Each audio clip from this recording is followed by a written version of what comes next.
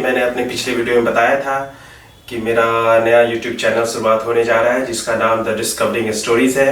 उसका आज पहला एपिसोड 2 अक्टूबर 2023 को रिलीज होने जा रहा है और वो पॉडकास्ट आप लोग भी देखिए। उसमें जो हमारे पहले गेस्ट होंगे, मैंने पिछले वीडियो में उनका नाम रिवील नहीं किया था तो मैं उनका नाम बताने जा रहा हूँ। उनका नाम है मिस्टर कुंदन कुमार राय, जो कि एक मिथिला पेंटिंग आर्टिस्ट हैं, साथ साथ एक मोटिवेशनल स्पीकर हैं। काफ़ी शानदार ये पॉडकास्ट रहा, आप लोग जाके निश्चित रूप से उनको देखिए और जो निश्चित रूप से आपको कुछ ना कुछ उनसे सीखने को मिलेगा। तो thank you guys, please watch it.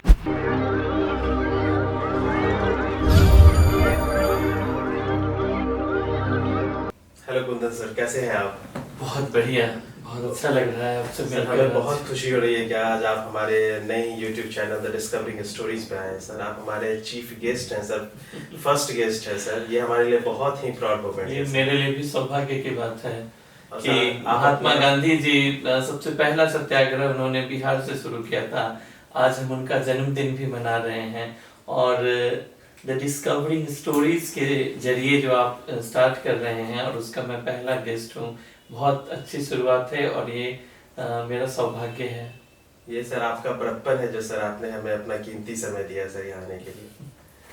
Sir आप अपना थोड़ा सा इंट्रोडक्शन हमारे दर्शकों को बताएं।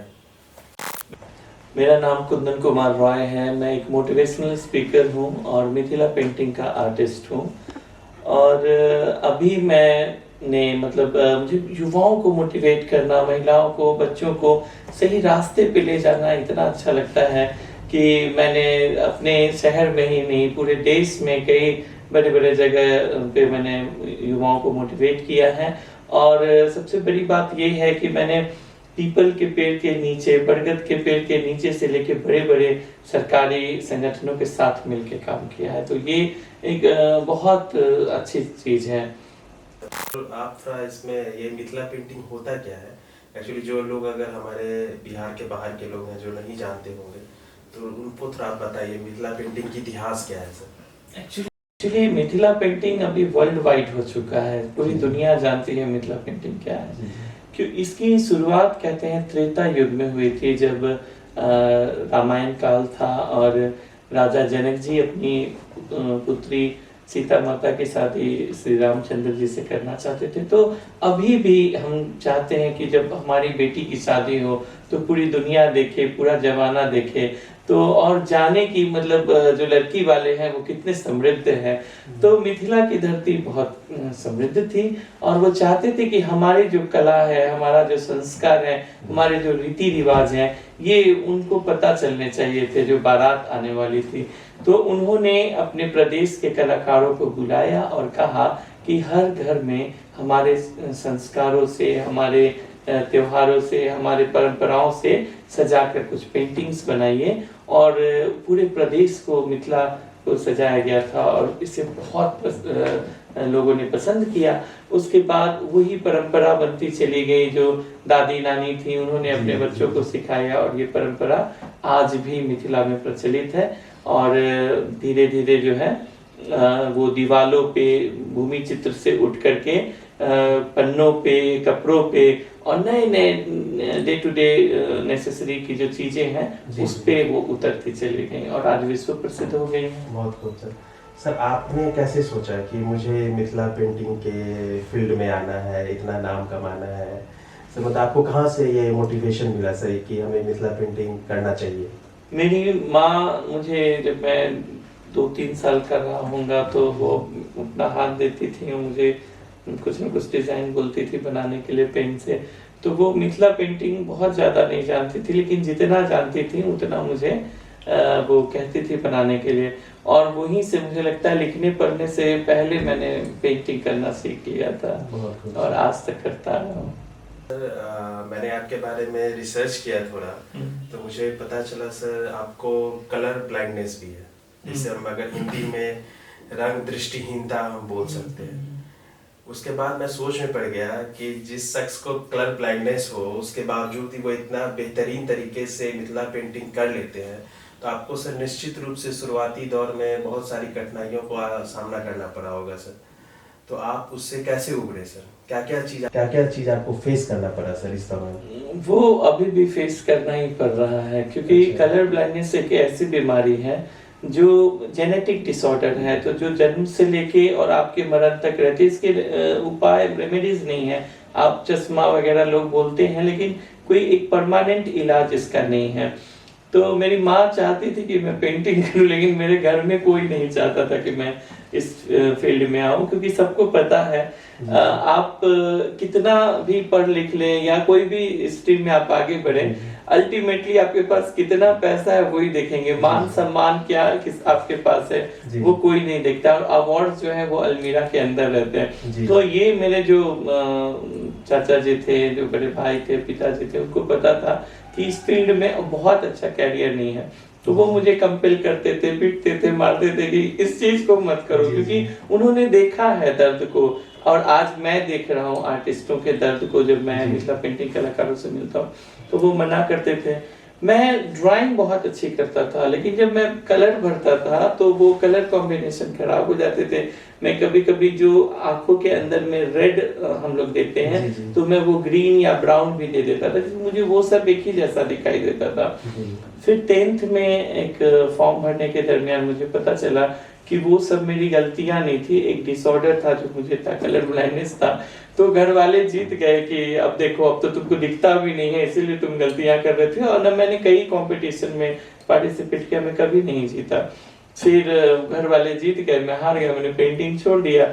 उसके बाद मैं फर्दर एजुकेशन के लिए MBA करने के लिए नागपुर गया। वहाँ मेरी HOD थी।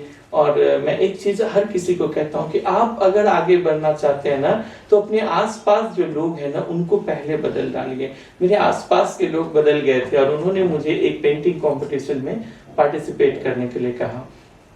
मैं डर गया, मेरी इंग्लिश भी उतनी अच्छी नहीं थी उस समय। तो मेरी सिस्टर रहा करती थी, मैंने उसको कहा कि मुझे एक लेटर लिख दो कि जिसमें 5 दिन की छुट्टियां हो, ताकि मैं उस कंपटीशन के 2 दिन पहले और 2 दिन बाद नहीं जाऊंगा। तो उसने कहा कि तुम कब तक भागोगे, जब तक हम भागते हैं अपनी परेशानियों से, परेशानियां पीछा करती हैं। तुम एक पेंटिंग बनाओ, उसको याद कर लो और वही बना देना। उन्होंने तुम्हें जाने का है, जीतने नहीं। और मैंने वो पेंटिंग बनाया और मैं फर्स्ट रनर अप रहा उस पेंटिंग कॉम्पिटिशन का। देन आई रियलाइज कि मैं देख नहीं सकता हूँ, लेकिन मैं पढ़ सकता हूँ। आज भी जब आप मेरे पेंटिंग वाले डब्बों को देखेंगे तो हर किसी पे कलर और कलर का कॉम्बिनेशन उसके कैप पे लिखा रहता है, और बड़ी आसानी से मैं पेंटिंग कर पाता हूँ। तो इस तरह से मैंने अपना शुरुआत किया। और मैंने एक स्लोगन भी बनाया जो अक्सर मैं कहा करता हूँ कि कभी भी अपनी कमियों से डरिए नहीं, लड़िए और उसे ही हथियार बनाकर आगे बढ़िए। बहुत ही इंस्पायरिंग स्टोरी है सर आपकी। सर कई बार आपको एक चीज फेस करना पड़ता होगा, जहाँ तक मुझे लग रहा है कि जो भी आपके करीबी लोग होंगे, जो आपके जानकार लोग होंगे, वो कहते होंगे अरे कुंदन तो अपना आदमी है, पेंटिंग तो फ्री में ही दे देगा। उसको तो जब बोलो तो वो भी आपको बहुत फेस करना पड़ता होगा प्रॉब्लम, क्योंकि आप लोग बहुत मेहनत से, बहुत टाइम से एक पेंटिंग तैयार करते हैं। तो कोई भी आर्टिस्ट नहीं चाहेगा कि वो अपना पेंटिंग, हाँ अगर किसी सोशल कॉज में आप दे रहे हैं तो कहीं कोई दिक्कत नहीं है, बट ऐसे कोई जनरली आदमी अगर आपके सामने आते होंगे या डिमांड करते होंगे कि मुझे आप एक पेंटिंग दे दो, तो उस समय आपका क्या सिचुएशन रहता है सर? देखिए, मैं भी कहा था कि समाज जो है ना, वो आपका मान सम्मान प्रतिष्ठा नहीं, वो पैसा देखता है। तो चॉइस इज योर्स। अगर आप पेंटिंग बनाते हैं, मान सम्मान प्रतिष्ठा लेना चाहते हैं क्षणिक, तो आप गिफ्ट करते रहिए पूरी जिंदगी। लेकिन अगर आप प्रोफेशनल बनना चाहते हैं तो 2-4 पलों के लिए सामने वाला बुरा मानेगा, लेकिन आप पेमेंट लीजिए और पेंटिंग दीजिए। उससे क्या होगा ना, दोनों का सम्मान बढ़ा रहेगा, उन तस्वीरों का भी जिसका मूल आप चुका कर लेते हैं। एक तो पेंटिंग की कोई मूल नहीं कर सकता, हम लोग भी नहीं कर पाते हैं, लेकिन अगर आप उसका कोई मोल नहीं ले रहे हैं, बेमोल गिफ्ट करते जा रहे हैं, तो एक समय आएगा जब आपके पास भी स्कार्सिटी आएगी पैसों की। लेकिन अगर आप कुछ पैसा लेकर के, या ज्यादा पैसा लीजिए कम लीजिए, ये डिपेंड ऑन यू। मेरे साथ अक्सर होता है कि मुझे लोग कहते हैं कि हमने आपको इतना बढ़ा दिया, हमने आपकी इधर पब्लिसिटी कर दी, तो हमारे लिए क्या। तो मैं कहता हूँ भाई सॉरी, अगर आपको ऐसा लग रहा है कि हमने बढ़ाया तो आगे से आप बढ़ाना बंद कर दीजिए, लेकिन जो रेट है वही रेट रह जाएगा। और कई बार ऐसा होता है कि लोग उसको कम भी कराना चाहते हैं, तो मैंने ऐसे लोगों को प्रणाम करना सीख लिया। और मैं सभी कलाकारों को वही कहूंगा कि जीवन भर अगर आप गिफ्ट करते रहेंगे तो एक दिन आपको कोई कुछ देने लायक नहीं बचेगा। अगर आपने अभी से जमा करने का सीखा और जो आर्ट दे रहे हैं उसके बदले कुछ लेना सीखोगे, तभी उस आर्ट का भी कीमत होगा, क्योंकि फ्री का कोई कीमत नहीं होता है, चाहे वो समय हो चाहे वो सामान हो।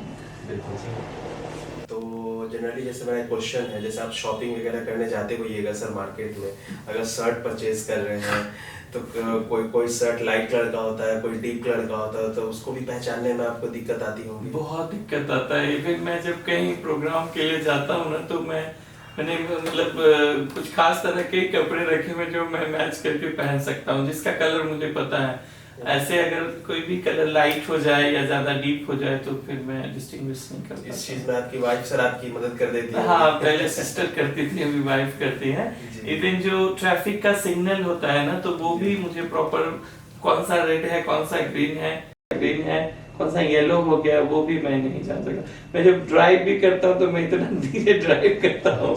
ये आप मिथिला पेंटिंग कर रहे हो, ये हमारे दर्शक के लिए बहुत ही आश्चर्य की बात होगी सर, क्योंकि कलर ब्लाइंडनेस होने के बाद आप इतना बखूबी तरीके से सर आप अपनी पेंटिंग को हमारे सामने प्रेजेंट करते हो, सर बहुत ही काबिले तारीफ है सर।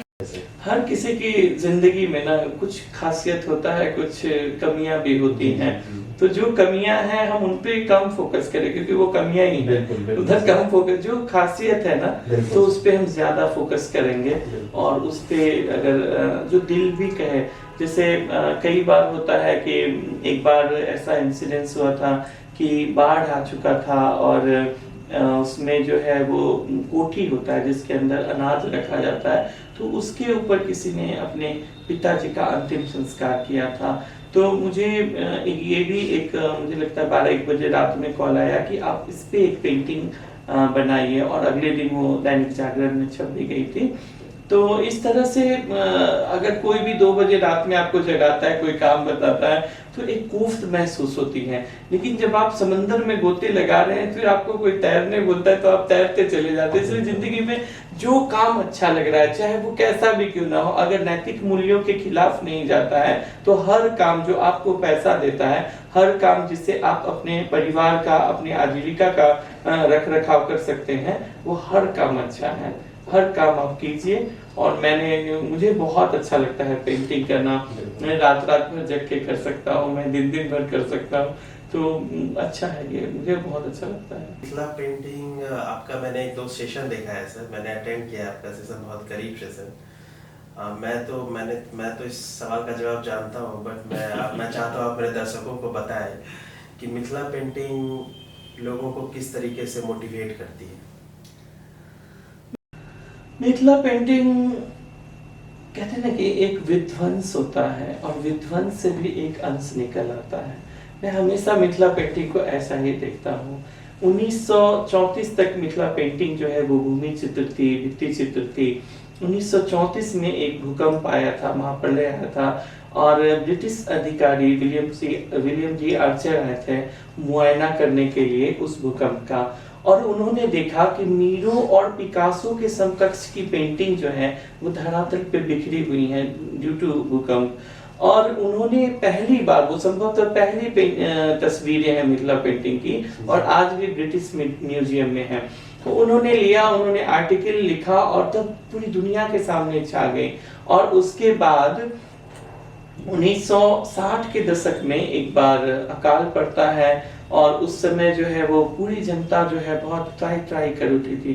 तो ऐसे में जो तत्कालीन प्रधानमंत्री जी थे, श्रीमती इंदिरा गांधी जी थी, तत्कालीन रेल मंत्री जी थे वो ललित नारायण मिश्र जी थे। तो उन लोगों ने सोचा कि एक ऐसा व्यवसाय क्यों ना शुरू किया जाए, मतलब ये जो तस्वीरें हैं, ये जो पेंटिंग्स है, उसका व्यवसायीकरण किया जाए। और उन्होंने पुपुल जयकर को भेजा, उन्होंने भास्कर कुलकर्णी जी को भेजा, उपेंद्र महारथी जी आए, और उन लोगों ने घर घर घूम कर मुआयना किया, और कुछ महिलाओं को सिलेक्ट किया, उनसे उन तस्वीरों को पेपर पे बनाने के लिए कहा। और आप देखिए कि कितना ये मिथिला जो समृद्ध है, कि वो उन महिलाओं ने रिजेक्ट कर दिया कि हम इन तस्वीरों का पैसा नहीं ले सकते हैं, फिर उन्हें समझाया गया और उन तस्वीरों ने व्यावसायिक रूप लिया। और कोरोना पीरियड में भी आप देखेंगे कि जब व्यवसाय बंद हो गया था, लोग घर से निकलना बंद कर चुके थे, फिर मिथिला पेंटिंग जो है मास्कों पे उभर आई और जितने भी कलाकार थे उनको आजीविका का साधन दिया। तो इस तरह से हम देखते हैं कि वो बहुत मोटिवेटिव है। आप अगर मिथिला पेंटिंग सीखते हैं तो आप कभी टेंशन में नहीं हो सकते, क्योंकि जो आपके दिमाग की अभिव्यक्ति होगी, जो विचारों की अभिव्यक्ति होगी, वो हम तस्वीरों में उकेर लेते हैं। हम अपने दुख को, दर्द को, जो कमियां हैं, उन सब को हम तस्वीरों में उकेरते हैं। और जब वो तस्वीर बनती है तो हमें जो हैप्पीनेस होता है, जो प्लीजेंट हार्मोन, जो हैप्पी हार्मोन्स जो अंदर में आते हैं, हमारा कंट्रोल बढ़ता है हमारे ऊपर, कोऑर्डिनेशन बढ़ता है हमारे ऊपर, हम जो है सेल्फ कॉन्फिडेंस बढ़ता है। क्योंकि तस्वीरें एक बार नहीं बनती, वो एक बार दिमाग में बनती हैं और दूसरी बार पेपर पे बनती हैं। तो वो कॉन्फिडेंस भी आपका बढ़ता है कि हमने जो सोचा था वो हमने उतार दिया, और यही कॉन्फिडेंस एक दिन ऐसा हो जाता है कि हमने जो सोचा है वो हम करके दिखाएंगे। और आप आज महात्मा गांधी जी का जन्मदिन भी है, और बड़ी खुशी की बात है कि बिहार से ही उनका सत्याग्रह हुआ था। और आप महात्मा गांधी के जीवन में भी देखेंगे कि जीवन में कई बार जेल गए, कई बार उन्होंने लोगों के ताने सुने, गालियां सुनी, कुछ लोगों ने सपोर्ट किया तो कुछ विरोध में खड़े रहे, लेकिन वो सतत मोटिवेटेड रहे, सेल्फ कॉन्फिडेंस उनका बढ़ा रहा और फाइनली उन्होंने जो सोचा था वो कर दिखाया। तो इसी तरह आप किसी भी आर्ट में अगर जुड़ जाते हैं तो जो अभी का समय है, जो दिमागी उथल पुथल है ना, वो आपका बिल्कुल काम और कूल हो जाता है। तो ये बहुत ही मोटिवेटेड है, वो मुझे बहुत मोटिवेट करती है। बिल्कुल सर, आपने अभी कहा कि मिथिला पेंटिंग से हम लोग को आजीविका की ओर भी लोग जा रहे हैं, तो आपको क्या लग रहा है अभी जो हमारी वर्तमान स्थिति है सर, मिथिला जो लोग मिथिला पेंटिंग करते हैं उनको सरकार की तरफ से कितनी सहायता मिलती है, उन्हें सरकार की तरफ से कितना मोटिवेट किया जाता है इस और अपना कैरियर बनाने के लिए? क्योंकि आज भी हमारे समाज में पेंटर लोगों की जो आर्टिस्ट होते हैं सर, उन्हें वो रिस्पेक्ट या वो नहीं दिया जाता है सर। तो इसमें सरकार की क्या भागीदारी होनी चाहिए सरकार, और आप लोगों की क्या अपेक्षा है सर सरकार से? क्योंकि सर ये जो मिथिला पेंटिंग है सर, इसका एक बहुत पुराना इतिहास रहा है सर, और जो अभी जो चल रहा है सर उस परिस्थिति के अनुसार आपको क्या लगता है कि अभी आप कहाँ हैं sir as a artist? As a artist मैं अभी कहीं नहीं हूँ, मुझे लगता है कि और ऊंचाई मुझे तय करनी है। लेकिन सरकार की अगर मैं बातें करूं तो मैंने जैसा कहा कि तत्कालीन प्रधानमंत्री जी ने या रेल मंत्री जी ने कलाकारों को बढ़ाया, तभी जाके ये अस्तित्व में आई। और उसके बाद भी अभी भी आपको जो कलाकारों को सरकार स्टॉल फ्री में मुहैया कराती हैं, उनका जो ट्रैवलिंग का एक्सपेंस होता है वो भी कुछ हद तक बेयर किया जाता है। और आप सूरज कुंड में जाइए, अभी मलमास मेला में भी कई तरह के स्टॉल प्रोवाइड किए गए थे, ट्रेनिंग प्रोवाइड की जाती है। आप मधुबनी साइड में जाइए या समस्तीपुर में भी आप रोसड़ा जाएंगे तो ये बांस का जो कलस्तर एक तैयार किया गया है, और इसी तरह के कई तरह के कलस्तर तैयार किया जाता है। तो कलाकार अगर चाहे काम करना तो सरकार उन्हें मदद कर रही है। हाँ, अगर आप बैठे हैं और चाह रहे हैं कि काम मिले या फिर कोई मदद करे तो वो कभी किसी फील्ड में नहीं हो पाएगा। लेकिन अगर आप काम कर रहे हैं, जैसा मैं काम कर रहा हूँ, तो आज सिर्फ सोशल मीडिया पे मैंने पेंटिंग्स अपनी डाली थी, और इंग्लैंड से, लंदन से, ऑस्ट्रेलिया से, नीदरलैंड से लोगों ने पेंटिंग परचेज किया है। तो अगर मैं रुकूं या बैठा रहूं कि कोई आएगा कभी खरीद के जाएगा, वो सही नहीं है। आप कर्म कीजिए, फल की चिंता ना कीजिए। सर, लोगों को पेंटिंग परचेज करना हो तो कैसे कांटेक्ट करेंगे आपसे? मेरा मोबाइल नंबर है सबसे पहले 9860104261। आप मोबाइल कॉल कर सकते हैं, मुझे कॉल आते हैं, और सोशल मीडिया से मुझे बहुत ज्यादा रिस्पांस आता है। वर्ड पब्लिसिटी मेरी बहुत होती है, माउथ पब्लिसिटी। जो लोगों ने लिया वो लगातार कस्टमर बन गए, और वो लोग किसी न किसी को रिकमेंड करते हैं कि आपको पेंटिंग लेनी है तो कुंदन जी से पेंटिंग लीजिए। तो इस तरह से का बहुत जगह पर, हर शहर में लगभग खादी उद्योग या खादी मॉल खुला है, पहले से भी खुला है, मोदी जी के आने के बाद और भी बहुत सारे खुले हैं। तो आपको नहीं लगता है मिथिला पेंटिंग का भी इस तरीके से जगह जगह पे केंद्र होना चाहिए, जहाँ पे लोग जाएं, विजिट करें, जिनको परचेज करना है वो परचेज करें सर, ताकि उन्हें और आर्टिस्ट सबको सर और मौका मिले सर आगे बढ़ने का। बिल्कुल मौका दिया जा रहा है। आप अगर एक बार मधुबनी जरूर विजिट कीजिए। जितवारपुर के हर घर में, जिसे हम लोग रोजमर्रा के काम करते हैं, जैसे आप अपना जॉब कर रहे हैं, मैं अपना मोटिवेशन का काम करता हूँ, तो वैसे ही लोग सुबह उठते हैं, नहाते धोते हैं, पूजा करते हैं और पेंटिंग में लग जाते हैं। और विदेशी सैलानी वहां आते हैं और वहां से परचेज करके लेकर के जाते हैं। उसके बाद खादी मॉल में भी आपको मिथिला पेंटिंग का एक स्पेस बहुत ही खूबसूरत दिया गया है, जहां से आप परचेज कर सकते हैं। इवन पटना म्यूजियम में भी जगह दिया गया है जहां से आप परचेज कर सकते हैं। तो ऐसा नहीं है कि मिथिला पेंटिंग को बढ़ाने के लिए प्रयास नहीं किए जाते हैं। अभी तो एक बहुत ही खूबसूरत प्रयास जो है वो गया में, जहाँ पे पितृपक्ष मेला लगा हुआ है, वहां भी मिथिला पेंटिंग का 800 मीटर लंबा और चौड़ा जो है सबसे लंबी मिथिला पेंटिंग की श्रृंखला अभी तक की मानी जाती है। तो ये सब तो सरकारी ही देन है, सरकार ही इसके लिए मतलब जिम्मेवार है और सरकार कार्य कर रही है। मिथिला पेंटिंग को बढ़ाया जा रहा है। जरूरत है कि हर कलाकार भी उसके प्रति समर्पित हो, और जो समर्पित है वो सम्मानित है। सर मैंने बताया कि आपको निर्वाचन आयोग की तरफ से अवार्ड भी मिला है सर, उसके बारे में बताइए थोड़ा, उसकी क्या कहानी है? मुझे हमेशा, मैंने बहुत तकलीफ देखा है, बहुत दुख देखा, बहुत अपने लोगों का बिछोड़। थोड़ा सर खुल के बताइए अपने स्ट्रगल के बारे में सर, थोड़ा लोग सर जाने सर। मैं वही कह रहा हूँ कि मैंने बहुत करीब से तकलीफों को देखा, दुख को देखा। तो मेरी पेंटिंग्स में वो ट्रेडिशनल वाले टच तो थे ही। मैंने बेरोजगारी को बहुत करीब से देखा, बेरोजगारी में रिश्तेदार कैसे मुंह फेर लेते हैं वो बहुत करीब से देखा। लोग जो आपको भाषण देते हैं, सांत्वना देते हैं, और वो कैसे बदल जाते हैं आपके मुड़ते ही, मैंने उनको भी देखा। जो लोग आपको सजेशंस देते रहते हैं कि ये कर लो, हम उसमें साथ देंगे, और जब आप 2 कदम बढ़ाते हैं तो पीछे पूरा कुनबा ही गायब हो जाता है। तो मैंने बहुत कुछ को देखा। मेरी एक आदत और भी थी, मैं छोटे भाई बहन को मैं बहुत प्यार करता था, तो उनको मैं रास्ता दिखाता था। यही शायद मेरा आदत हो गया, और मैं जिस भी कॉलेज में रहा, जहाँ भी रहा, बच्चे मुझे फॉलो करने लगे। उस वजह से मुझे मेरे में बहुत सारा सुधार हमेशा करना पड़ता था। और जब भी मैं जॉब किया, जब भी मैं कहीं काम किया, तो जो मेरे बाद ज्वाइनीज रहते थे या ऊपर वाले भी थे, तो वो मुझसे पूछा करते थे, सर मेरे साथ ये प्रॉब्लम आ रहा है, मेरे साथ ये प्रॉब्लम है। तो मैं प्रॉब्लम सॉल्वर बनता चला गया। तो उससे उन्हीं चीजों को मैंने तस्वीरों में उकेरा। वो तस्वीरें जो हैं वो वायरल होती चली गई, क्योंकि वो एक किसी का दुख नहीं था, वो पूरे समाज का दुख था।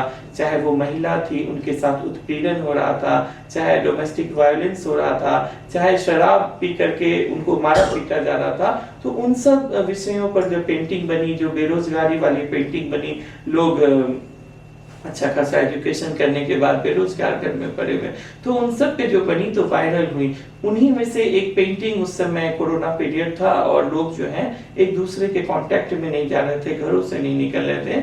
ऐसे में इलेक्शन आया, तो मुझे लगा एक ऐसी भी पेंटिंग बननी चाहिए जो लोगों को घर से निकाल करके ले जाए और वहां पे मतदान के लिए प्रेरित करे। तो वो पेंटिंग मैंने बनाई और फॉर्चुनेटली वो वायरल हो गई, और मुझे निर्वाचन विभाग का कॉल आया कि आप कुंदन कुमार रॉय बोल रहे हैं, ये पेंटिंग वायरल हो गई और हम लोग इसको चुनाव प्रचार में यूज करेंगे।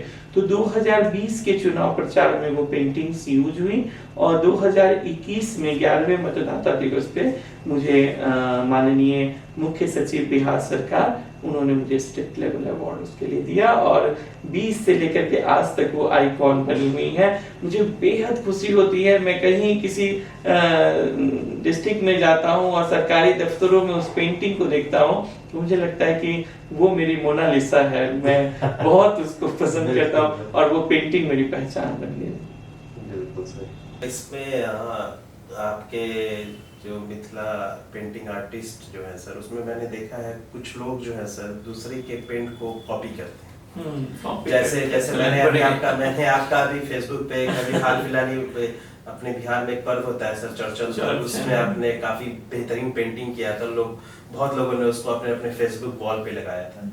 तो मैं ये जानना चाहता हूँ सर कि आप ही के फील्ड से बहुत जुड़े हुए दूसरे आर्टिस्ट लोग भी सब होंगे जो आपके पेंट को कॉपी करते होंगे सर, तो आपको क्या लगता है कि उनका क्या फ्यूचर है, क्या उनको ऐसा करना चाहिए सर?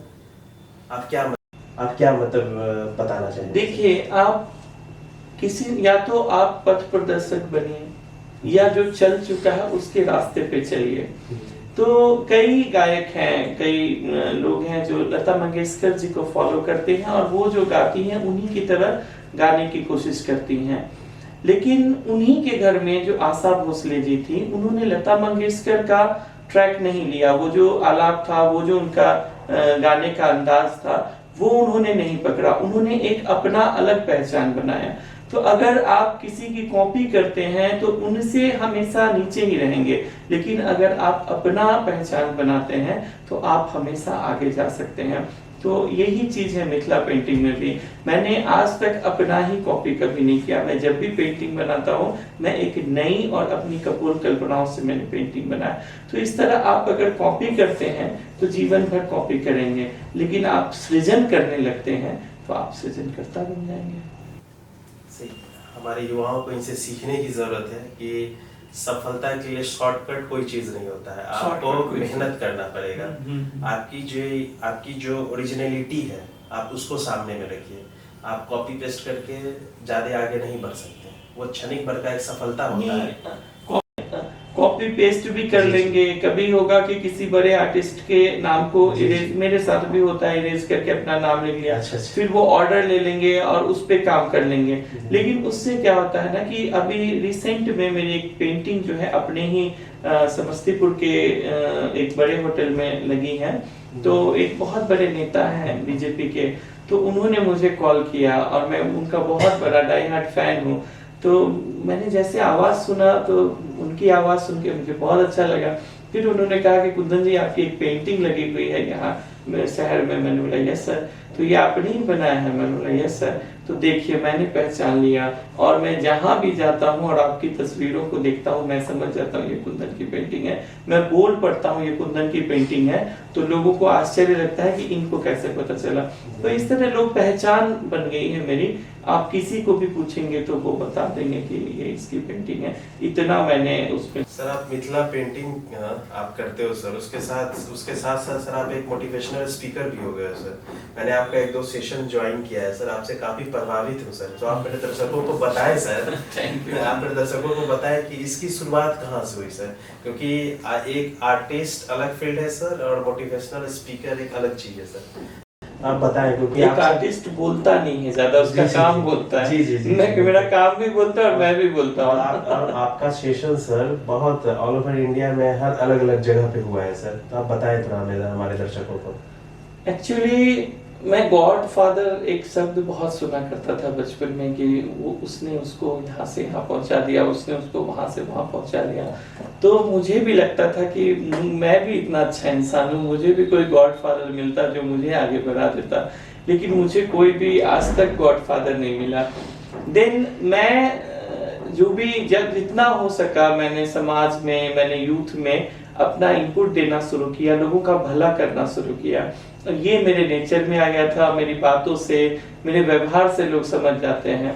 तो मैं अपने फर्स्ट जॉब की ट्रेनिंग के लिए बैंगलोर गया था और वहाँ पे जो टीम थी एचआर की, उन्होंने ये इस चीज को पकड़ा और उन्होंने मुझे 5 मिनट का सेशन दिया लंच के बाद कि आप कुंदन कुछ बोलेगा।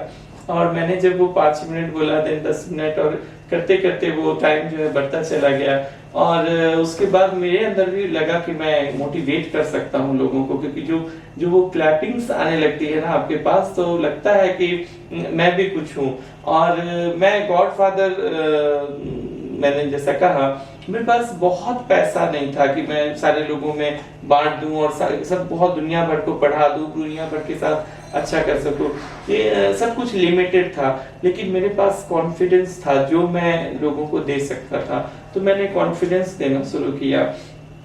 उसके बाद ऑक्सफोर्ड स्पीकर्स एकेडमी में नागपुर में मैंने 2-2.5 साल तक यही काम किया। उसके बाद जहाँ भी मैं पढ़ा, जहाँ भी मैं जॉब किया, लोग मेरे पास अपनी तकलीफों को लेकर के आते थे और मैं उसको सॉल्व करने लगा। एक समय आया जब मेरे पास कोई भी काम नहीं था, मैं समस्तीपुर में था, तो मैंने फिर से लोगों को यहाँ भी मोटिवेट किया। और उस समय मैं बहुत ज़्यादा तकलीफ की हालत में था, बहुत तकलीफ में था, और मैंने हार नहीं माना। मैं खुद डिप्रेशन में था, लोगों को मोटिवेट कर रहा था। मैं अंदर ही अंदर रो रहा था, लेकिन लोगों को हंसा रहा था। और मुझे लगता है पाली भारद्वाज जी का फिजिक्स क्लास था वो, जहाँ पे मैंने पहली बार बोला और लोगों ने बहुत पसंद किया। वो वीडियो वायरल हुई और आने वाले समय में मुझे जिला उद्योग केंद्र से उस समय महाप्रबंधक अलग कुमार सिन्हा जी ने मुझे बुलाया और उन्होंने कहा कि आप वन उद्यमी के लिए कुछ बोलिए। एंड देन वहाँ से MSME, NABARD, textile ministry, handicraft department, और अभी तो मैं एग्रीकल्चर कॉलेज पूसा, और हर जगह से फिर मुझे बुलाया जाने लगा। तो उसमें मैंने कुछ ज़्यादा एफर्ट नहीं लिया, जो मैं हूँ मैंने वो लोगों को बोलना शुरू किया। लोगों ने मुझे पसंद किया और वो भी एक कैरियर बन गया, उससे भी पैसे आने लगे। तो मुझे ये भी लगता है कि आपके अंदर जो भी हुनर हो, जो भी कला हो, जो भी आर्ट हो, उस पे आप काम कीजिए और उधर ही कैरियर बनाइए। क्योंकि हम वक्ता बहुत अच्छे होते हैं, कहीं क्लर्क वाला जॉब कर रहे होते हैं और जीवन भर रोते रह जाते हैं कि लोगों ने मुझे बोलते नहीं सुना, लोगों ने मुझे गाते नहीं सुना, मैंने दिन का धूप नहीं देखा। तो उससे बेहतर है कि आप जिस फील्ड में काम करना चाहते हैं आप उधर ही काम कीजिए। सर, जब मैं ये पॉडकास्ट की तैयारी कर रहा था तो हमारे टीम मेंबर को मैंने बताया आपके बारे में। तो उन्होंने जब आपको पहली बार देखा तो बोले सर तो काफी गुड लुकिंग है। और मैं आपसे गुड लुकिंग नहीं हूँ, और आपके जितने टीम मेंबर मैंने देखा बहुत स्मार्ट है और मुझे बहुत प्रोफेशनलिज्म उनके अंदर दिखाई देता है। एक एक शब्द, एक एक चीजें बहुत परफेक्ट है। उन्होंने बोला कि सर तो बहुत सेशन लेते हैं मोटिवेशनल स्पीकर का, उस सेशन में बहुत सारे लड़के लड़कियों की भीड़ रहती होगी। तो सर कभी ऐसा हुआ कोई लड़की थोड़ा ज्यादा ही आपसे मोटिवेट हो गई? मुझसे हर कोई मोटिवेट हो जाता है, आप भी मोटिवेट हो रहे हैं। और सबसे अच्छी बात है कि मैं इन बच्चियों से खुद ही मोटिवेट इतना हो जाता हूँ कि हर सेशन के बाद मेरा ताकत बढ़ जाता है कि मतलब इतने अच्छे बच्चों के बीच में ये समय बिताया है। जो लड़के हो लड़कियां हो, वो मुझे लगता है मेरे अपने भाई बहन हैं और मैं उनको अपना समझ के कुछ बोलता हूँ और वो मुझे उतना ही प्यार देते हैं। और जिंदगी में यही है, आप सिर्फ प्यार दीजिए, प्यार करने वाले लोग मिल ही जाए। सर, जैसे मैंने आपको उद्योग विभाग में देखा था जब आप सेशन ले रहे थे, तो उसमें और भी अदर फैकल्टीज सब रहते हैं। तो मैंने उन लोगों को आपस में चर्चा करते हुए सुना कि कुंदन सर की फैन फॉलोइंग थोड़ा ज्यादा ही बढ़ते जा रही है। बच्चे लोग उनका क्लास अटेंड करना ज्यादा उसमें रुचि लेते हैं। उनका बड़प्पन है जिन्होंने मेरे बारे में ऐसा सोचा। मुझे नाम बताइए, मैं इस लेक्चर के बाद उनको प्रणाम करने जाऊंगा। हाँ, ये अच्छी बात है। जी। लोग आप अच्छा तो सभी करते हैं, लेकिन अगर उनके पीछे से अच्छा गाना है तो ये बहुत अच्छी बात है। गॉड गिफ्टेड हो सर, लक्ष्मी सबके पास आती है सर, सरस्वती किसी के पास ही जाती है सर, तभी मेरे पास आप आए हैं। सर अंत में सर आप इस चैनल पे आए सर, द डिस्कवरिंग स्टोरीज पे सर, तो आप हमारे दर्शकों को क्या संदेश देना चाहिएगा? आप अपने लाइफ के होल जर्नी को देखते हुए उनको आप क्या संदेश देना चाहिएगा? मैं सभी को यही संदेश देना चाहूंगा कि आप कितने अच्छे हैं, कितने व्यवहार कुशल हैं, कितना किसके लिए क्या किया, ये अल्टीमेटली कोई नहीं देखेगा। लोग वही देखते हैं जो पैसों की खनक होती है। तो आप अपनी अच्छाई के साथ साथ आप अर्निंग का भी जरूर ख्याल रखें, क्योंकि जब तक अर्निंग नहीं होगी तब तक कोई आपके जीवन में कुछ अच्छा नहीं होगा। हाँ, लोग जो होते हैं सामाजिक कार्यकर्ता, वो जुनूनी होते हैं, वो अपने धुन में लगे रहते हैं, वो व्हाट दे से लेट देम से, काइंडली प्रोसीड, डोंट स्टे, ऐसा कुछ सोचते हैं, उन्हें फर्क नहीं पड़ता। लेकिन अगर आपको यहीं रहना है, इसी समाज में आगे बढ़ना है, तो अर्निंग का भी ख्याल रखिए ताकि आपका मान, प्रतिष्ठा, पैसा तीनों आपके पास आता रहे। और युवाओं को जहाँ भी आपका दिल कहता है कि होल एंड सोल ऑब्जेक्टिव करता हो वही आपको काम करना चाहिए, क्योंकि अगर आप किसी और फील्ड में चले जाते हैं तो जिंदगी जो है वो बद से बदतर होती चली जाती है, क्योंकि दिल कुछ और कहता है, दिमाग कुछ और कहता है। और मैं कहूँ कि हमेशा विनम्र रहिए, क्योंकि जिंदगी वही चीज आपको लौटाती है जो आप जिंदगी को देते हैं। तो जिंदगी में जितना अच्छा आप कर सकते हैं किसी के साथ उतना अच्छा करते रहिए, और यकीन मानिए वो सारी अच्छाई सूद समेत आपके पास आ जाती है। बिल्कुल सर। सर आप हमारे साथ जुड़े सर, इतना कीमती समय आपने दिया सर, उसके लिए बहुत बहुत धन्यवाद। और हम आगे भविष्य में और भी उम्मीद करेंगे सर आपसे, इसी तरीके से पॉडकास्ट एपिसोड हमारा कम से कम हम आपके साथ और 5-10 कर सके। मैं भी सभी से अपील करता हूँ कि आप जरूर इस चैनल को सब्सक्राइब करें, लाइक करें, शेयर करें लोगों के बीच में, क्योंकि आपके शहर से, आपके गांव से, आपके बीच से एक लड़का इतना संघर्षशील होकर के और इतने बड़े चैनल की स्थापना कर रहा है, इतने शुभ दिन पे कर रहा है, तो ये हमारा उत्तरदायित्व हो जाता है कि इन्हें हम एक चैंपियन बना दें। बिल्कुल सर। और वो मेरा सौभाग्य होगा, मैं आगे आऊं, क्योंकि आपसे मिल करके मुझे भी लगता है कि मैं एक समुंदर में मिल गया हूँ। बस सर ये हमारे चैनल का फर्स्ट एपिसोड है सर, तो मैं चाहूँगा सर हमारे चैनल की तरफ से आपको एक छोटी सी भेंट हमारे और हमारी टीम की ओर से सर आपको दी जाए सर। बहुत बहुत धन्यवाद इतना खूबसूरत सा गिफ्ट देने के लिए। मैं चाहूँगा सर इसी तरह सर आपकी कृपा हम लोगों पे बनी रहे सर।